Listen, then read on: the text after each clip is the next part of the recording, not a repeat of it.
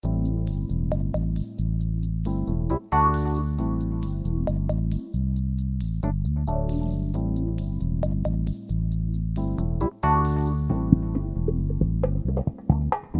listening to the After the Show movie podcast from ascully.com. You can find this podcast on the iTunes Music Store, Google Play, YouTube, voice assistants, just say listen to After the Show movie podcast. And you can also find us on ascully.com, where we post written reviews. With that out of the way, here are your hosts, A Scully and Sid Talk. Happy 600th anniversary! Is that to me or to your podcast? It's to our podcast. You always refer to it as your podcast. Well, it is, because you are A Scully. No, it's not. I'm just along for the ride. It's called After the Show Movie Podcast. It isn't called the A Scully Podcast.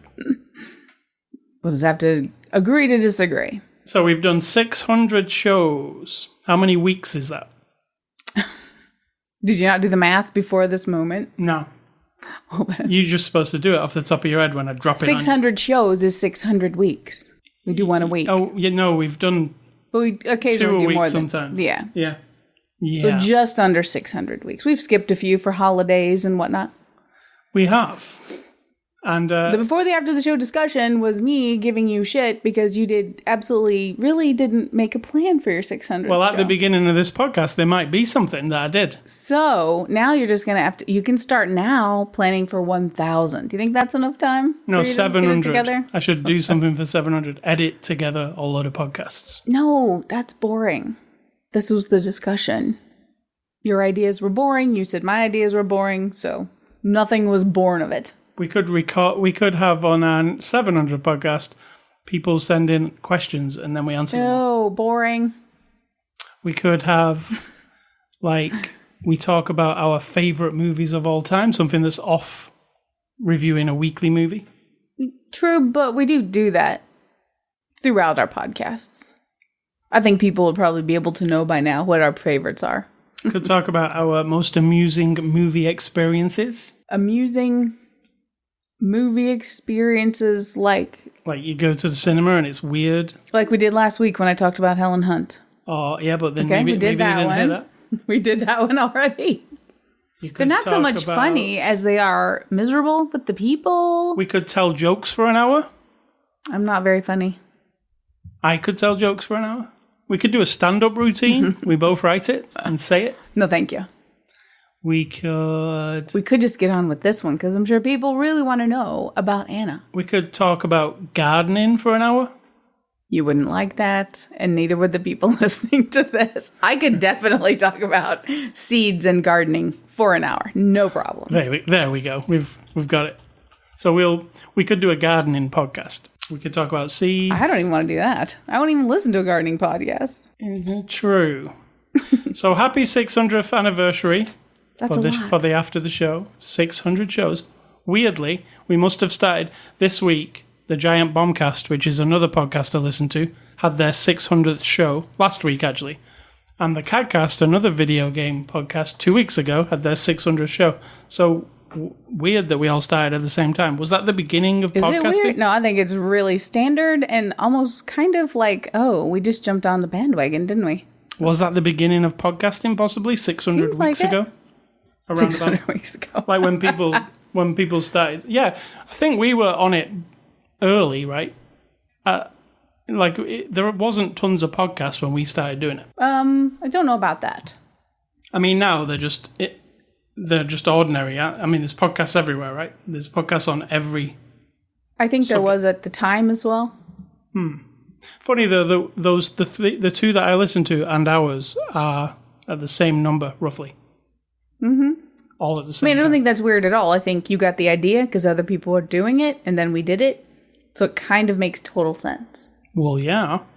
So this is the weekend of Saturday, September the 21st. Just for the record, it's about 11 years, 600 weeks. It is.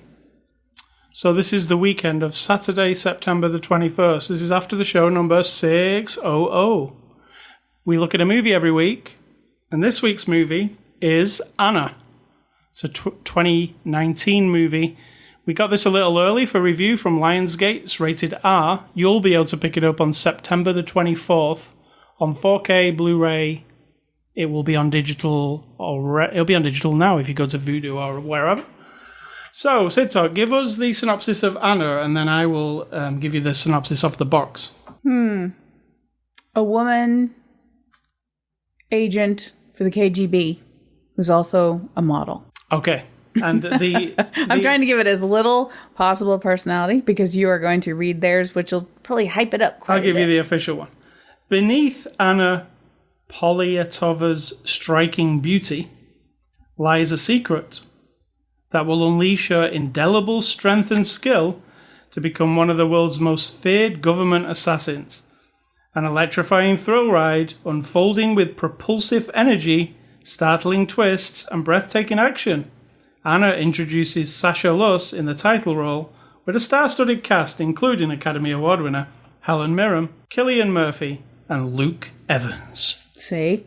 It's a lot more exciting than mine was. Yeah, it was very descriptive. Anyway, I want to say, this is from director Luc Besson, who I am a big fan of. You are. And after, we talked about it last week, Valerian, which was his last movie, which the trailer promises so much and it looks so awesome, but then when you watch it, it falls a little bit flat. Do you agree? I agree. But it was still fun, but I don't remember what happened. Like you said, I don't remember the story at all. I remember the visuals, and when I see the trailer, I'm like, oh yeah, I remember that bit, but I don't remember overall what was going on. So I think it was like, well, Luke did The Fifth Element. It's one of my favorite movies. This looks something like The Fifth Element. He's back doing sci-fi, and it didn't quite hit, so I was kind of disappointed with it. So Anna, his first movie was La Femme Nikita, which I'm a big fan of. You have not seen, you tell me? I don't believe so.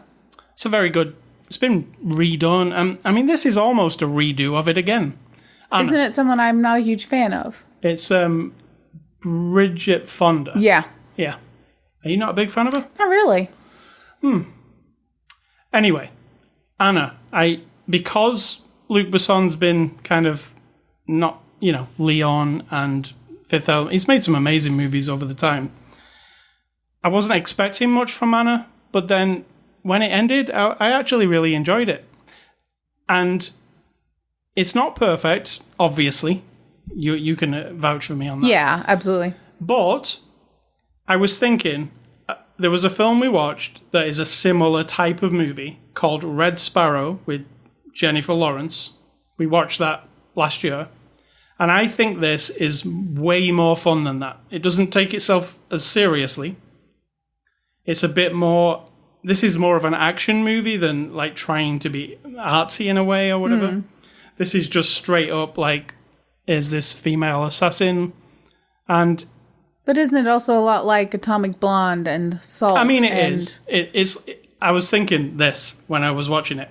It's like Salt and Atomic Blonde had a baby, and this is its baby. Anna's the baby, because it even uses Atomic Blonde's musical thing where it plays this one. It's in the same time period as Atomic Blonde, so this one even plays some 80s. It plays "Need You Tonight" by INXS with a big montage of action, which is cool. I liked it. There is some cool Luc Besson stuff in here. I think she's really cool. I can see people would...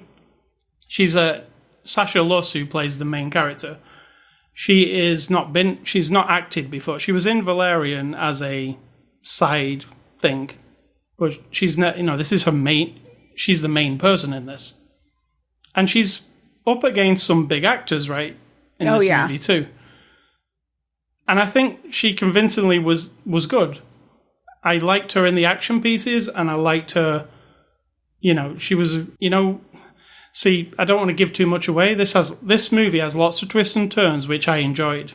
Did you enjoy them? Did you see them all coming? I saw a couple of it coming, and I wasn't necessarily surprised because I wasn't that... Not that I didn't like it. I liked it. I liked her. I wanted to know how it's all gonna end up. But I wasn't so invested that I was like, oh no, or oh yes. Yeah, well, it's almost like these kind of movies, like espionage, spies, assassins. We've seen lots of them. You've all seen lots of them, probably, if you watch movies. And how these movies work, there's like a framework that they all use. You know, there's a double cross, there's an assassination, there's a twist in the tail, they all kind of operate in the same boundary. And what each director does, like say it's Atomic Blonde or whatever, they bring something extra to it. Like Atomic Blonde, I thought brought like really realistic fighting and the musical element. You know, it made it not that it's a musical, but there's music that amps up the action. So this one does all those things, but what I think Luc Besson has, and it was one thing that kept striking me watching the movie, was he never like goes full Hollywood with his movies. Like he could to try and get like American audiences to watch the whole thing. I mean, some could say Valerian is definitely full Hollywood. But they always feel European. Like this one feels, even though it's got, you know, Hollywood actors. Well, actually not. They're all English actors, aren't they, mostly? But they're still Hollywood actors. People you've seen in big movies, such as Helen Mirren. It still feels like, to me, like it's like a French movie a bit. The style of it. He doesn't make everybody... He does make some speaking phony, like Russian accents and stuff, but then he will have subtitles for a lot of the time on different people speaking their own native language, which Hollywood movies tend not to do. So I think Luc Besson's films do feel more European, and I do think he keeps to that, and it makes his films feel different. This doesn't feel like Atomic Blonde to me. Atomic Blonde is... Yeah, true. It's not as powerful as Atomic Blonde. No, and Atomic Blonde's a bit more flashy than this. Like the cinematography in Atomic Blonde, there's a lot of neon lights, and there's a lot of very thought out stuff. A lot of this is kind of ugly. Like there's, you know, there's some really luxurious locations in this movie, but there's also like, it looks like they just stood in some shitty warehouse a lot of the time. It's not actually as pretty as that. But not that brings like a realism or anything, because this still is very comic booky, right? It's very like, you know, she's kind of superhuman almost, even though she's not, right? That's what I'm saying. It's not. She doesn't have the convincing factor that I had for Atomic Blonde, or even Salt, or Red Sparrow. Right. That was called Red Sparrow, because I was convinced by seeing the training, by seeing the torture, by understanding, at least early on, didn't see all their training, but you understood these are angry, powerful, physically powerful, really angry women. And that brings a lot. This young lady wasn't as angry as she was just sort of beaten down in life. She was effed up.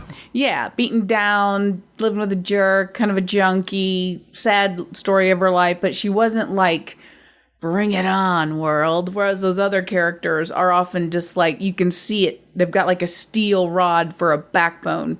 She's more like, you're not sure. And It's not really her size, or it's kind of her demeanor. And also they didn't fill us in enough. They kind of hint at her backstory. Boom, we see what happened to the parents. Boom, we see how she gets recruited. And now we're in it. And you don't...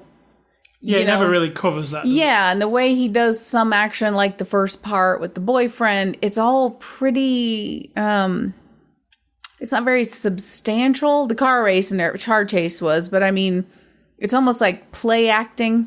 They hadn't really got their footing. I wasn't convinced that she was really wanting out of that life or anything. So it didn't lay down the framework for me to go, oh, here we go. She is going to kick some ass, you know? Yeah. No, there's some very good action sequences in this movie. Very Luc Besson action sequences. You know, they're a bit over the top. They're a bit cartoonish. The baddies are kind of like John Wick. This is like female John Wick as well, isn't it? She shoots people point blank in the head. She stabs people. She's pretty vicious, but she's very like focused of what she's doing. Also, you know, when I said this is like Salt and Atomic Blonde had a baby, well, that would be like a three-way where Pulp Fiction got its little thing in there as well, because he uses the framing element that Pulp Fiction and many other movies use, but I always think of it from Pulp Fiction, where you see a whole scene play out and you take it for what it is, and then it'll go 5 days earlier And you'll see, I wasn't in love with that, to be and you'll honest. see the lead up to that scene with all the details you have missed inserted. So then the scene plays out and you're like, oh, it means a different thing now because I know what she's doing. Right, but also got confusing at times. You had to really think about, whoa. The last time we were 3 months ahead, and now we're back in the present, and now they're like 3 days earlier. And then they're 2 months earlier, so I'm trying to keep up with when this happened. I mean, Right. they clued you in pretty well, but I can see how that would really annoy people. Yeah, well, I enjoy that kind of narrative element. It's because of that. Because when you're given a little bit of extra information and then you see the scene play out again, the scene means a different thing, which I find interesting. Pulp Fiction's the ideal thing. A lot of the stuff in that movie, you're like, once you're clued in the second time to see the scene again, you're like, oh, that's why that person's doing that. And that's why that person seems a bit nervous. Or, this happens in this movie quite a bit. But then you don't really cotton on to that, the behavioral part, for a few scenes. And then you kind of go, oh, okay, now I get it. She was kind of weirded out and then blah, blah, blah. Yeah. Okay. Kind of. It starts to piece together as it goes But it's back not and forward. done in a super elegant way to me. Right. It's kind of clumsy. Oh, the other movie I didn't speak about earlier when I was talking, like, I was a bit disappointed with Valerian. Lucy was the one he did before Lucy, that. that one, yeah. Which also had an amazing trailer, Lucy, and then you watched it and you were like, it didn't live up to what it promised. His next movie is Lucy 2. So, I don't know if Scarlett... spoilers. He gets the ladies, doesn't he? He's got Scarlett, he's got Charlize, he's got Helen, he's got... Who else? He had Mila. Well, he's married to her, but still. He got married to her after Fifth He Element. never had Charlize, did he? In any of his movies? Charlize Theron. She's Atomic Blonde, isn't she? That wasn't Luc Besson. Oh, you're right. Yeah. You're right. No, yeah, but he does like the ladies, obviously. He puts very good-looking ladies in his title roles. Jane Fonda as well, right? Back in the day. So he's always been into that female-empowered characters, right? Or Seems like it. Or is it female-empowered characters, or is it like sexualized female distress. characters? You know? Also, what's her face? Padme. Yes, But she's just a girl. and she was a child in that, wasn't she? So But also making her more grown up, right. Yeah. So, it was a lot of fun, this movie. I had way more fun than I had with Red Sparrow. It's obviously not perfect. And I kept thinking as I was watching it, some of these scenes are actually bad. There's some really bad dialogue being delivered. There's some of these henchmen look like they're like Laurel and Hardy kind of fighting, like they're being hit with a frying pan or something, like, in the background. like, Yeah. Yep. There's a lot of that. But then again, John Wick had a lot of that too, right? True. If you look in the background at people. But I think she pulled off the action sequences well. I really loved the action sequence where she's in the Russian embassy place. Mm-hmm. KGB place. And she's fighting, going down the stairs and everything. That was really cool. That reminded me a bit of Atomic Blonde when she was trying to escape with the hostage guy going down the stairs. Yeah, you have to remember too, this KGB Russian as the enemy is going to be totally not hitting home with anyone that's younger than, say, I don't know, 30.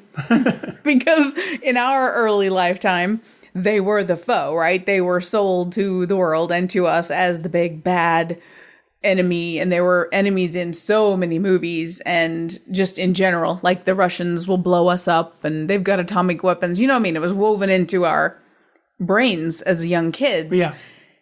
People now who are 20 years old, 25 years old, the Russian thing, it's almost going to be cartoony to them. Like, really?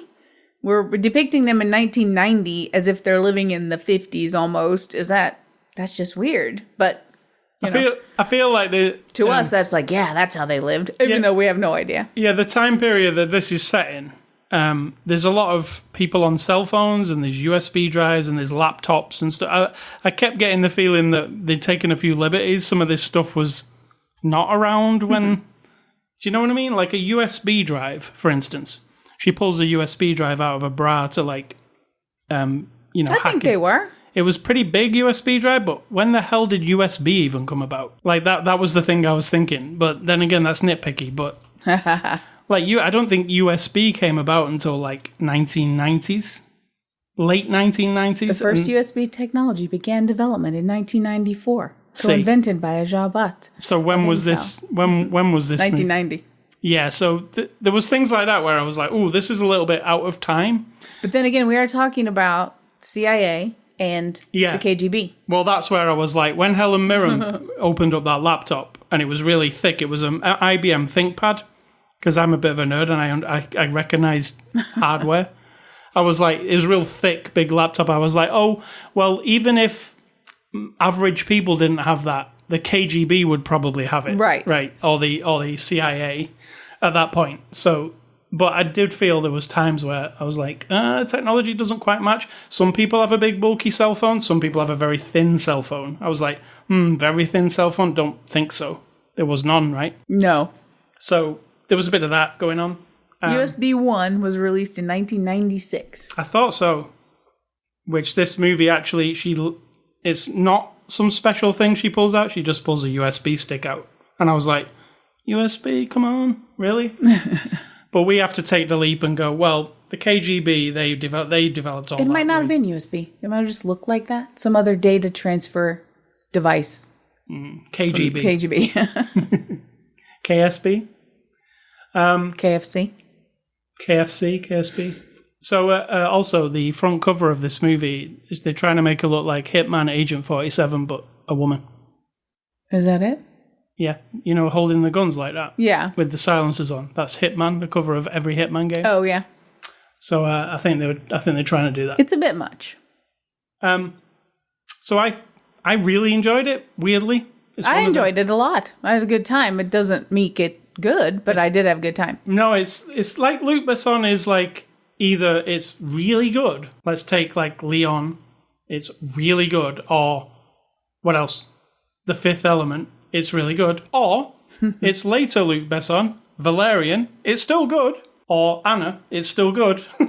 But it's like hanging on to the side of a building with fingertips, kind of good. Like, come on, Luke. Yeah, like Luke. But then again, are our sensibilities just changing? And also, I think he makes movies for himself. Yeah, and he's probably not the most classy guy in the whole world, and so his standards of things are just different. We just got lucky, and I fell in love with The Fifth Element, like the instant. Leon, I think the first scene I ever even saw. Yeah. It's so Leon. It makes me cry at the end every time. Not that I'm spoiling anything, but the scene where Sting plays The Shape of My Heart. Yep. Always makes me well up. It's like, I don't know why, but there's something about those early Luc Besson movies. I didn't know until today, researching a bit of Luc Besson, that he's actually the writer of the Taken series of films. Right. Yeah, he didn't direct them, but he wrote them. And also the Transporter series of films. He also wrote those. And yes, they're very similar movies. Yep. He's got a style of his thing, hasn't he? He likes action, obviously. Which is fine. You got to have a thing. I mean, Steven Spielberg doesn't have a thing, and he does all right. Luc Besson also directed this series of French movies called Taxi. Have you heard of those? The French version of Taxi? Yeah. Oh, yeah. The Taxi movie with Queen Latifah. Buckle Up, Motherfucker? No. Yes. Well, that was an American remake of Luc Besson's Taxi. That's unfortunate. Now, Luc Besson made 5 Taxi movies. It was really successful. They're action-packed car chase movies, is what they are. And they're very French. You get what I'm saying? Yes. American audiences probably wouldn't go for them. But he also has that series of movies that he's very famous for, over there anyway.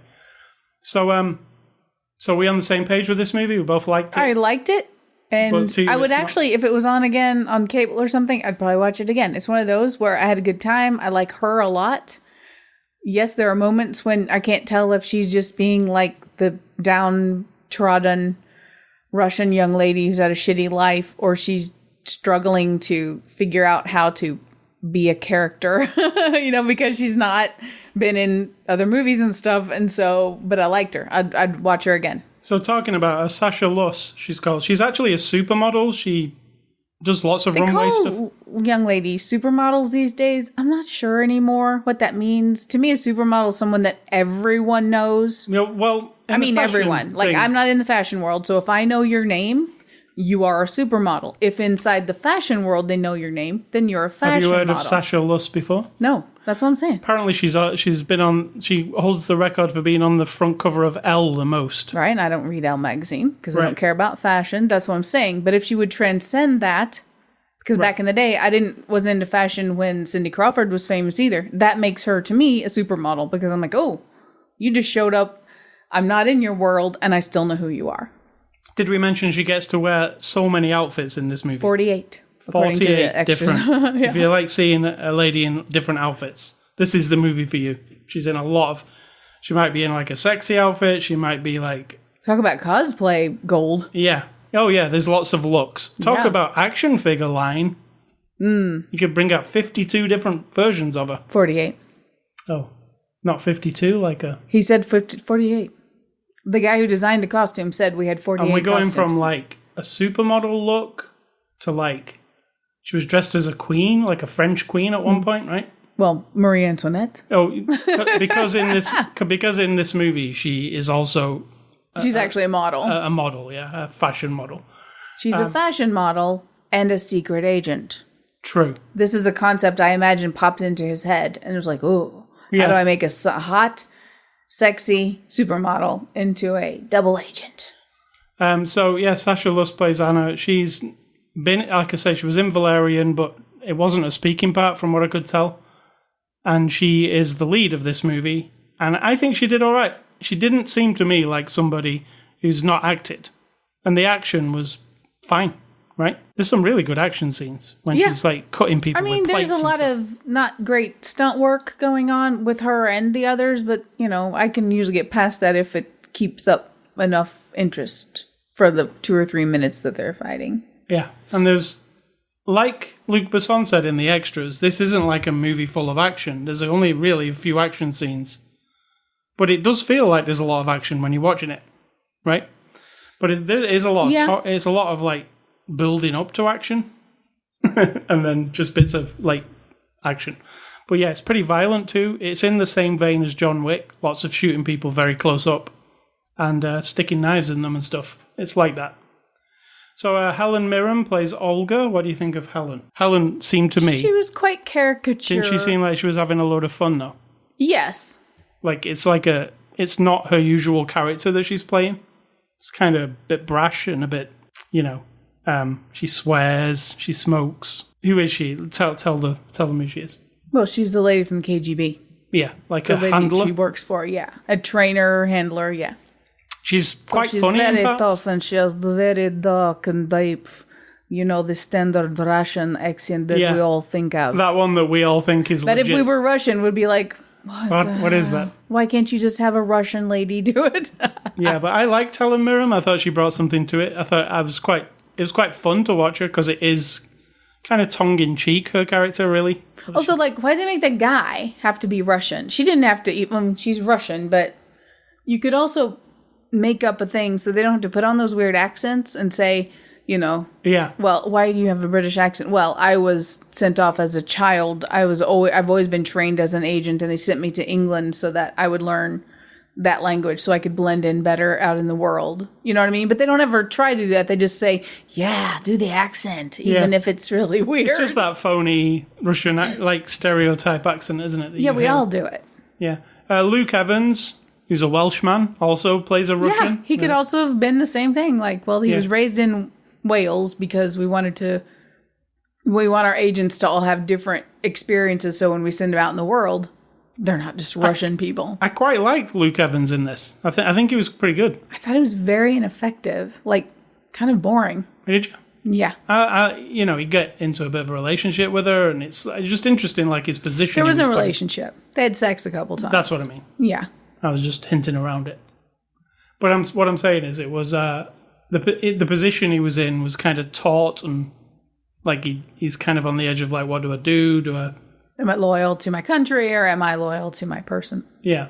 Cillian Murphy, who plays an American in this, who has a terrible... Again? Again, his accent, his American accent's not very good ever, I don't think. It sounds really phony. I mean, it doesn't, because America, we all have just... So, Cillian Murphy. I liked him too. Thought he brought something to it.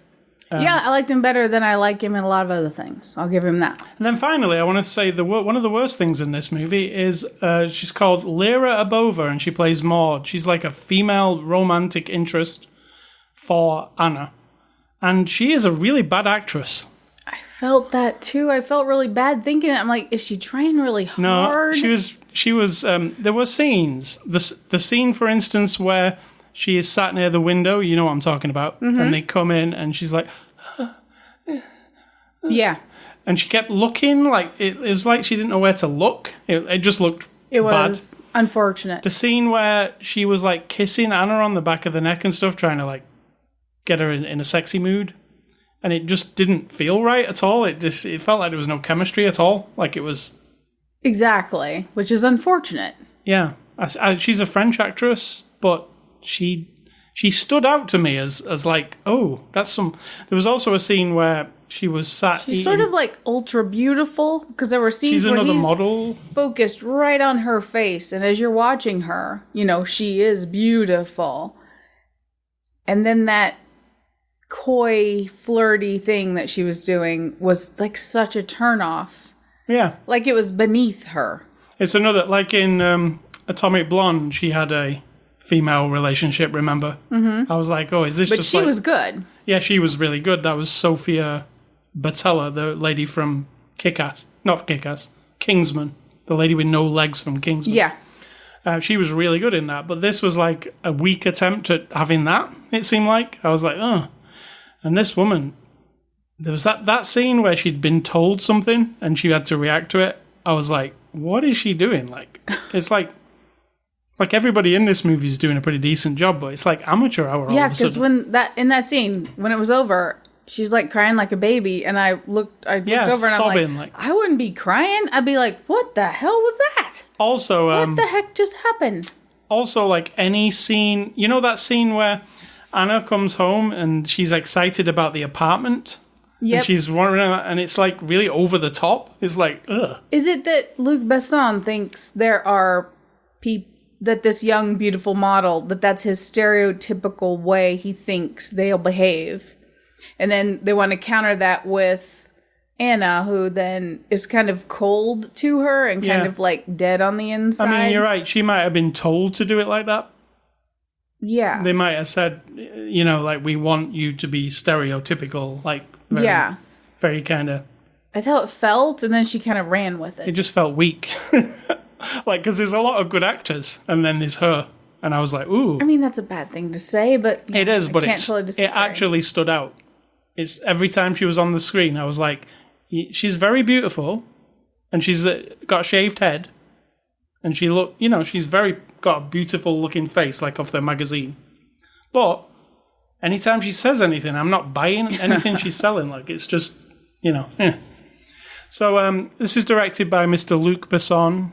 We mentioned his movies: The Fifth Element, Leon, Lucy, Valerian, La Femme Nikita, which was his first one. And this does borrow a lot of La Femme Nikita, which you've not seen. If you went and watched it tonight, you'd be like, oh, some of the scenes are the same. Right. So it wasn't, I don't think it was like a coincidence. I think he was like, I would like to update that and make it like, modern. Even though it isn't modern, is it? It's in the 80s and 90s. Yeah. I'm not sure why he chose that time period, because you could make this movie today, like in today's world too, right? It didn't have to have that period to it. I wonder why. What do you reckon? Just because he wanted the Russians to be that kind of threat? Yeah, I think that, for people like us, that seems to make sense. If it was 2019 and you were doing that, I don't know if it would have the same, right. So, extras on the 4K disc that we got sent. There are a bunch. Dressing a Doll, the costumes of Anna. That's why we know how many costumes she has. Correct. Anatomy of a Scene, the restaurant fight, which is showing her getting trained to do this crazy fight. There's also Unnesting a Russian Doll, making Anna and constructing the car chase. Luc Besson has been on record many times that he will never do a commentary on his Blu-rays. He thinks that you should just watch the movie. You don't really need to know what he says. Right. So you're never going to hear Luke talking. So there isn't any of that, unfortunately. But the I don't really want to listen to him talk. I love to listen to directors talk. I know you It's do. my thing. I've never really... you got the movie. You have, and that's his point. Like, Yeah. you don't need I'm me with to Luke on explain this. the movie Luke and to I you. are good friends. I agree with Luke. All right, so IMDb reviews. You tell me what that is. You pick out 1-star reviews and then you read them with a funny accent of your own. Should I do it in a you're- Russian accent? You are trying to make them sound, I don't know, fussy and wrong. But sometimes when we don't like the movie either, we're kind of like, oh yeah, they're right. I really like this movie, though, so I'm not going to agree with these 1-star people. Okay. We'll see. Number 1, I walked out. Very bad acting. This girl is a noodle, and she kills everyone. It was the same A thing. noodle. I think he means thin. Like Oh, there's okay. nothing to it. Okay. It was the same thing over and over. The story was far from original, and seriously, the movie was predictable. They kept trying to do twist after twist. It became annoying, and so I didn't even bother to watch the end. It was so bad. So bad. This guy says, it was absolute rubbish. Only good if you like looking at starving women. So the other guy says she's too skinny. This guy saying she's too skinny. Lay off. Let her just be. This guy says, do not waste time or money. He says, John Wick, but with a tall blonde who cannot act her way out of a wet paper bag. That's just rude. What else we got? Just rude. This guy says, did you even go to school to learn how to make a movie, Luc Besson? He's made some successful movies already. Yes, a couple. Anyway, this guy says, this was total chaos. The plot seemed to be working off a 10-year-old child. Jumping in time is confusing. The film is superficial. And the only bright spot is the performance of Cillian Murphy. It was so boring that I wanted to stop the movie 41 minutes in. That's very specific. It's very specific. The movie lacks depth, and we don't care about the characters. Bypass it if you can. All right. Do you agree with any of that? No. Definitely don't agree that Cillian Murphy is the best thing in the movie. I mean, he's all right. Jeez. This guy says, boring. I was excited to see this movie when I saw the trailer because it's led by a strong female character, but I couldn't finish it. It seems like every scene is the same. The lead actors are very bland. The timeline is very messy. And the fact that she is clearly into men but becomes a lesbian with a girl on her arm would keep the predators at bay line. It's a horrible line, is said by the only other female character with a huge importance in the movie. Don't waste your time on this movie. I don't like it when people tell me what to do. So I'll waste my time. It's not a waste of your time. This guy finally says, another pile of dung from Luc Besson. Granted, The Fifth Element was a nice effort, and a movie worthy of cult status, something which is worth more than the sum of its parts, but Lucy is the worst movie of all times. My.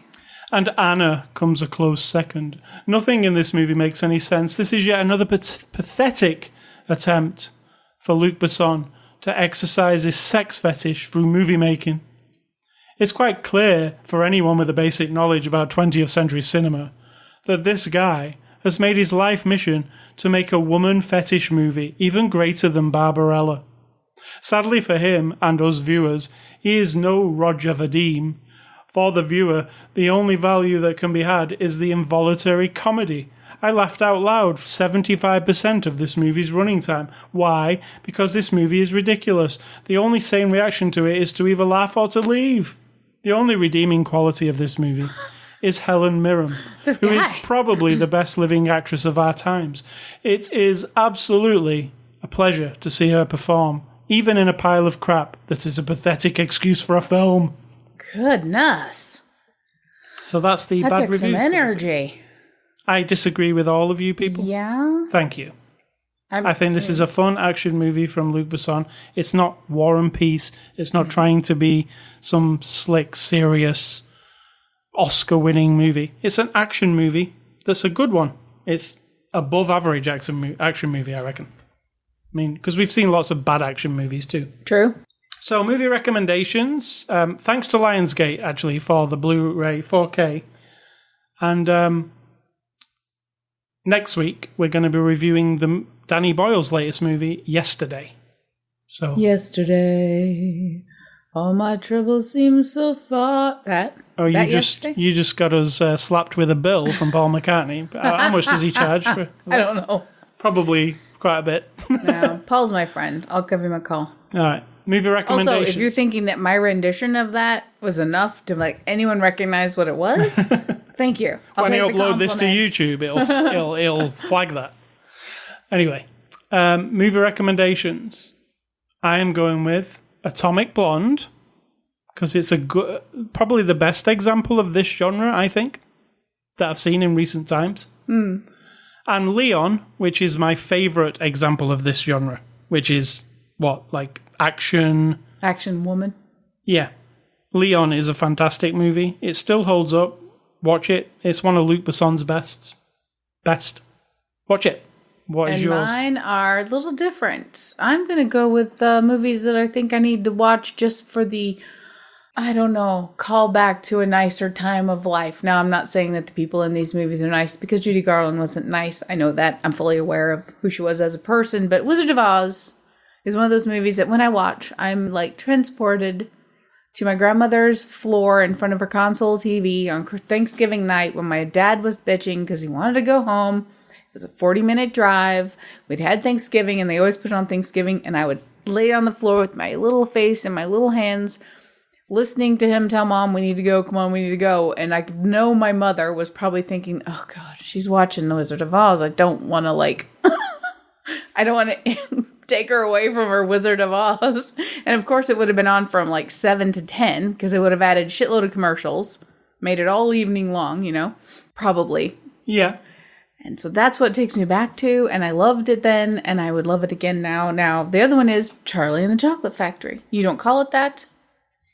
I call it Charlie and the Chocolate Factory. What do we call it? Willy Wonka and the Chocolate Factory. The British way is Charlie and the Chocolate Correct. So Willy Wonka. And because, again, it's just got that, it's weird, and it has some social commentary, and it's just a release. It's just a fun romp of a movie. So I say go back. It is very good, and do not even bother watching the Tim Burton remake, because it No, don't tell people what to do. If they want to watch it, let them watch it if you want to watch a bad movie. Listen to you. You're no more credible than those one-star people. All right, so even if I agree with you. A Scully stuff. I've been playing some more games from Game Pass, Xbox Game Pass.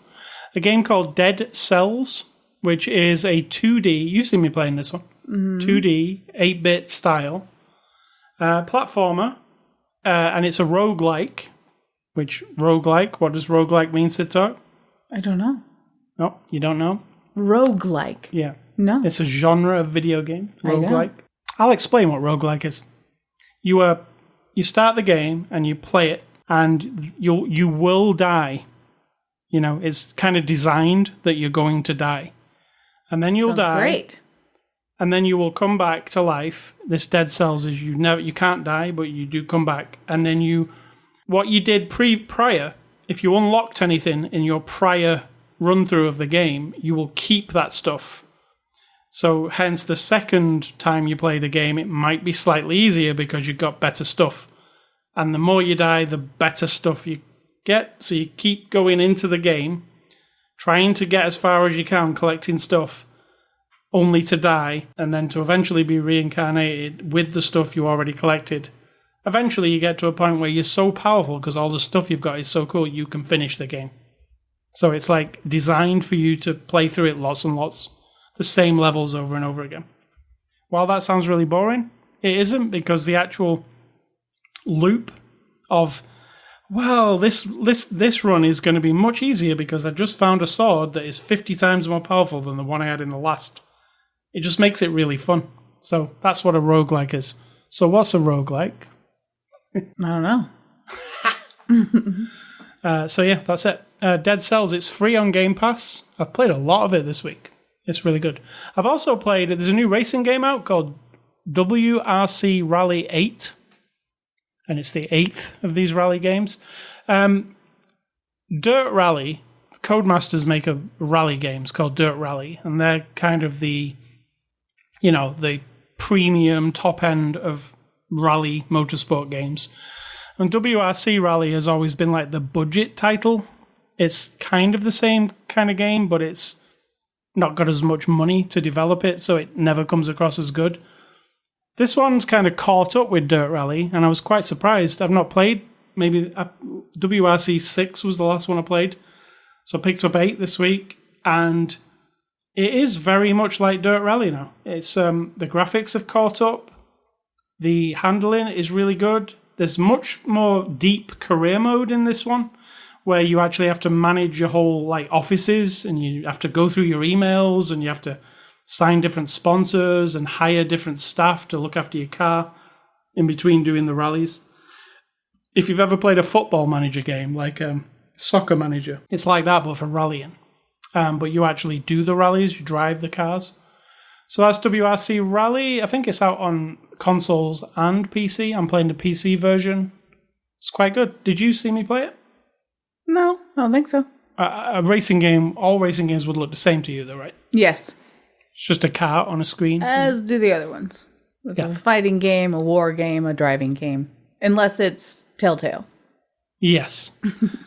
I have an affinity. Telltale should do a racing game. But you just, it's that would driving. Be very fast moving. It's driving, and then it says, do you want to go left or right? And then there's a decision to be made. That sounds not fun. Not thrilling, no. All right, so what is for dinner? Tonight, we're going to be having a homemade non-chicken burrito. We're vegetarian. That's why I'm telling you what we're eating, because vegetarians don't starve, and we're not all animal freaks, and we're not all, activists. Some of us just don't eat dead animals anymore. Between the two of us, I'm sure, and myself more so than you even, ate enough dead cows, pigs, chickens, fish in the whole first 40 years of my life to kill a horse. Yeah. I don't think I ever ate a horse. But, so we're vegetarian. We've been vegetarian now for 10 years. I am no skinnier. I'm very round, so I'm quite healthy. You are quite healthy. We have none of that going on. We just don't eat them. So we like to tell people that we're not starving. We're not eating grass and lettuce every day. Tonight we're having Quorn product. It's like Quorn, and they make these little bits of it's made out of a mycoprotein. So it's like little bits of roast chicken. I'm going to put it in a tortilla wrap with some cabbage and some corn. What else did I have? Oh, some tofutti.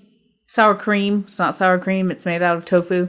We did have another Impossible Burger this week. We did. And we'll have another one next week. It was even better the second time. You're in love with it. Yeah, it's really very good. So that's what we're having for supper. A burrito thingy. Now, also not eating. It don't have any cheese. So people will be like, oh, you can't have a burrito without cheese. Not that we don't eat cheese, but it's really not necessary. I don't think. We have nice beans we can put in there. It'll be delicious. All right. And what is your advice? My advice? Oh my God. When I go to the store, first, I am difficult. I don't have any delusions about myself whatsoever. I am a loudmouth, what do you call those people? Bombastic. I'm quite confrontational. That's how I am. And yet, when I'm out in public, when there are people there and I'm dealing with clerks and people, other customers and other people, I'm like, excuse me. I smile. Someone asks me a question, I'll say, yes, ma'am, they're right over there or whatever. You know, you just you're a decent human being. This doesn't seem to be the way people are anymore. Seriously. I feel like I'm in a movie where everyone knows the script and they're all being dickheads, and I just haven't read it. I haven't read the daily script. I'm like, am I out of the loop on this? What the hell? I told you about the lady. I went to get some, what I thought were going to be grommets to make a banner for a thing. Oh, yeah. Standing in the row, and it was just another customer lady. She's looking at the same stuff as me, and I didn't see them. And I said something about, have you ever used grommets? Do you know if the grommets are over here somewhere? And she looked at me, and she looked up and down. What do you use them for? And I pointed in my cart. I had some vinyl that I bought, so I'm making a banner. And she goes, you need eyelets, not grommets. Have you never used them before? Like that. I'm just like, I know. And then she just like pointed at them. It's like she was mad at you. Yeah. Or like she's feeling so fucking superior because she knows how to hammer a little piece of metal through a piece of fucking material. Then I got home and I did it. And I'm just like, okay, I got it. But why does she have to be such a dick? I was like, thank you. Because she did point at them for me. But I don't get it. I do not understand absolute, hateful, snotty. I don't know. It's vile to me. And so, yeah, my advice to everybody is just stop being a dickhead. If you go out in public, do the things people did teach you to do, because it's not like any of us were raised any better. We're all raised the same. You learn manners and you learn to be polite and you learn, not to be a dickhead all the time. I mean, it's not even an age thing, so don't think that. I just think that some people feel the permission to be jerks nowadays. And I don't know why. I was also in the same store, actually, walking around. And I heard the lady who was at the checkout, the clerk lady, she was laughing with some customers. And she's pretty loud, laughing, and as she's waiting on them. And the lady, I was in like a Joanne fabric. So the lady back here cutting fabric, it was an older lady. And the other lady next to her was also an older lady. And they had a line of people. And the lady keeps cutting her fabric. And I won't yell it the way she did, but she yelled it. Because this lady up front was laughing, and I could see both of them sort of in my line of sight, just looking around, The lady up front was checking out people, and she's laughing and being very cheerful and helpful, and the lady in the back's like, have you done everything I told you to do? Sounds and then charming. She keeps on cutting. The people in line were like awkward and like, oh my God, it's like you just got in trouble by the teacher at school. Then the lady up front, I went and asked her a question where I could find some. She goes, oh, you're going to have to ask the ladies in the fabrics because I'm not sure. And I looked at her with like this sad eyes. I said, I don't think I'm going to ask them. They're kind of intense. She put her hand on my arm. She goes, I know, right? And I was like, okay. But it's just this free for all. I can be a jerk and an asshole to everybody in front of everybody. Like I'm a 5-year-old kid throwing a big fucking fit. And I am the queen of fits. Trust me, I can go off on a rant that you will feel like I've rattled you to your bones, right? That can happen. That's a definite possibility. But not like in the civil social agreement we have, right? I think. Maybe it's going away. People are just, I don't know why, but it's really on my nerves. So I just say, if you're that person, I don't think any of our people listening would be that way. Yeah, there probably are a bunch of turds listening. But if you identify someone else is that way and it gets you down, I'll tell you, it sucks your energy. It makes you feel like, oh my God, I'm so exhausted from that. Don't let it. Let them be, unless it's really has a negative, horrible effect on some situation. But I mean, just think this thought, I am so glad I am not that person. I'm glad I don't see the world in a way where I have free for all to be a jerk out in public in front of everyone and then just act and be huffy because it's like the scooter people that Ethan and Hila, is their name Hila? Yeah. On H-A-L-A. What's the name of their podcast? H3? H3 podcast. Right. I recommend the H3 podcast. They're showing like scooter people who are on scooters. Oh, and there was a scooter lady today when I went to the store. And behind her was a woman with a very full cart, and they were going so slow. And the lady in front was like, and a man walked in front, like past her to go down the aisle, because you could see this sort of train of people coming with her. You would have to stop and wait for the train. Instead, he kind of stepped past and went down the aisle. And she gave him a look like, ugh. So I wish I had videotaped it or something. But that reminded me of them because they show videos of people doing that. And again, she just had this bad attitude. The H3 podcast is showing you how, crazy people on those. Yeah, not like push scooters, with your foot. Scooters like people who don't walk well, or as I experience, it's usually people who are very, very, very overweight. I mean, yes. I'm putting that out there. If that's you and you're offended, it is what it is. Because we all have brains and eyeballs and we can see what's going on. Yeah, we can see your deception. Yeah, just be fat and waddle around. It's not going to kill you to go to the store and walk around for a while. If you have a problem that's super painful and you cannot walk around, I totally understand. What about that one clip we saw where that lady, she's riding on the thing and then she's in the airport and there's a lot of glass windows and she just rides through a glass window. I mean, that's a little different than being rude to the people, but yeah, she just... But then plowed what through she the window. does is get up out of the thing and push it. Oh, yeah, she was fine. She was perfectly capable of walking, yeah. She's like, oh shit, got to get out of the way. I broke a window. Better get out of here quick. It's just insane. If you like funny topics, H3 podcast. It is pretty good. They're on YouTube. Often they do interviews sometimes. It's just a guy and his wife, and they're kind of funny. He has Tourette's, and they just had a baby, and she's got a pretty dry... She's from Israel, is that right? Yes. Yeah. And they're pretty funny. And Ethan pretty much says anything. Yeah. It's kind of outrageous. So, if you're easily offended, probably not the podcast for you. But they are very funny. So, that's the H3 podcast. Links in the description below. Oh, no, this isn't a podcast. Don't forget to like and subscribe. When you watch enough YouTube, those things become just hilarious. Ring the bell. You know, I haven't heard that much lately. Have you not? People got fed up with every it, I single think. time. Right. Yeah. Ring the bell so you don't miss anything that comes from this channel. I watch gardeners and people cooking. Right. And photographers. I watch weird stuff like people unboxing Amazon pallets. Yeah, you do. You even watch I watch those too, yeah. You do. We do. See, I found what the thing is, right? Like, I was interested in them unboxing the Amazon pallets, and then we watched them. And then you get to like the people who do it. Exactly. And then it's not 100% about watching the Amazon pallets. It's just like, oh, I like these people. Exactly. Maybe that's what you're all like listening to this podcast. You're like, yeah, it's a load of shit. They're really stupid, and I hate everything they say, but I'm used to them. Yeah, I like listening to them on my way to work. Well, thanks for that. I hope you've stuck around for 600 of these. Some people have. Sure. So let me tell you, you can go to ascully.com and witness all 600 of these podcasts. You can also go to Twitter and Facebook. At the beginning of the show, in the title segment, I told you everything we can do. Where you can get this podcast. Everywhere, apart from Spotify. If you can tell me how to get this thing on Spotify. Listen, you sound a little sad whenever you say that, like, I can get on Spotify. What I found, this is how you get your podcast on Spotify, right? There's only one way.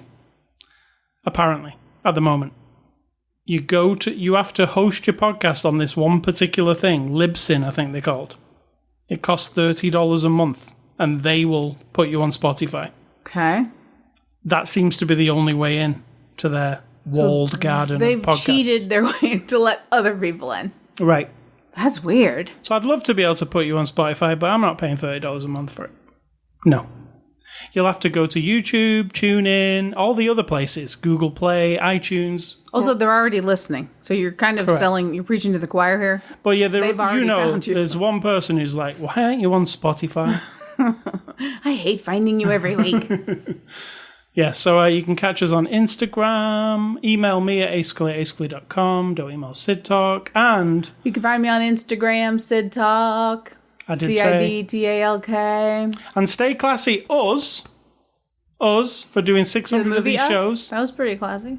And bringing you more shows in the future, including next week's number 601. Nice. I'm going to say think for yourselves, and I'm going to keep saying it. Think for yourself, or someone will do it for you.